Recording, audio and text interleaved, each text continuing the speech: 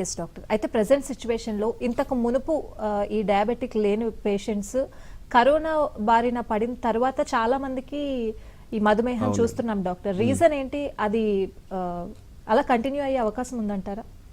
ఒకటండి, ఎప్పుడు కూడా వన్స్ డయాబెటీస్ వచ్చిందంటే కనుక దానికి సరైనటువంటి విధానంలో మెడిసిన్స్ వాడకపోతే కంటిన్యూ అయ్యేటువంటి అవకాశం అనేది డెఫినెట్లీ ఉంటుందండి. బట్ ఇప్పుడు ఉన్నటువంటి పరిస్థితులు ఏంటంటే ఈ కరోనా తర్వాత చాలా మందిలో ఇలాంటి అంటే డయాబెటీస్ బయటపడుతుంది. కానీ ఇంతకు ముందు కూడా మేజర్గా అంటే మేజర్ ఫీవర్స్ కానీ చాలా అధికమైనటువంటి ఫీవర్స్ వచ్చినప్పుడు కూడాను తర్వాత ఆ టైంలో షుగర్ బయటపడే అవకాశం అనేది చూస్తూ ఉన్నాం. నార్మల్గా కూడా మేజర్ ఫీవర్స్లో హై గ్రేడ్ ఫీవర్స్లో షుగర్ బయటపడతా ఉంటుందండి.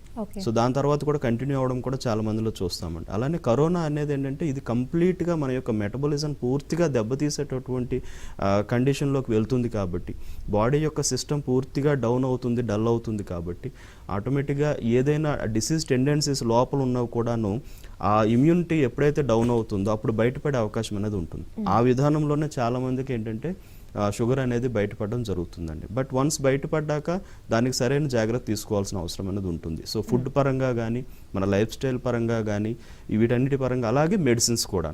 సో మెడిసిన్స్లో కూడా ఏంటంటే పూర్తిగా మన బాడీకి తగ్గట్టు కాన్స్టిట్యూషనల్ హోమియో ట్రీట్మెంట్ తీసుకుంటే కనుక ఆ కండిషన్ నుంచి తొందరగా మనం బయటపడే అవకాశం ఉంటుంది. లేదంటే లైఫ్ టైం కంటిన్యూ చేసుకోవాల్సిన అవసరం అనేది చూస్తూ ఉంటామండి.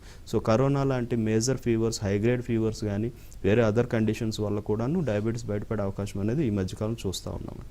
Yes doctor. హోమియోపతిలో ఎలాంటి ట్రీట్మెంట్ అందుబాటులో ఉంది డాక్టర్? హోమియో ట్రీట్మెంట్ అనేది కంప్లీట్లీ ఇండివిజువలైజ్డ్ ట్రీట్మెంట్ అండి. సో ప్రతి మనిషికి డిసీజ్ యొక్క సిమ్టమ్స్, క్రానిసిటీ, దాని యొక్క కాంప్లికేషన్స్ని బట్టి అలాగే బాడీ యొక్క nature, mental nature, physical nature వీటన్నిటిని ఆధారంగా చేసుకొని కంప్లీట్ కాన్స్టిట్యూషనల్ ట్రీట్మెంట్ అనేది హోమియోపతిలో ఇవ్వడం చేస్తున్నామండి. సో దీనివల్ల ఏమవుతుందంటే కంప్లీట్గా ఈ యొక్క కండిషన్ డాక్టర్ కేర్ హోమియోపతి అన్ని క్లినిక్స్లో కూడా నడుపుతా ఉన్నాం.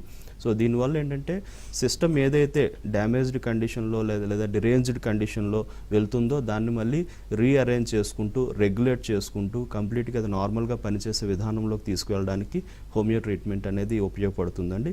అండ్ మోర్ ఓవర్ ఏంటంటే ఎటువంటి సైడ్ ఎఫెక్ట్స్ అనేది ఉండదు. అండ్ చాలా మందిలో షుగర్ యొక్క కాంప్లికేషన్స్ రన్ అవుతాయి.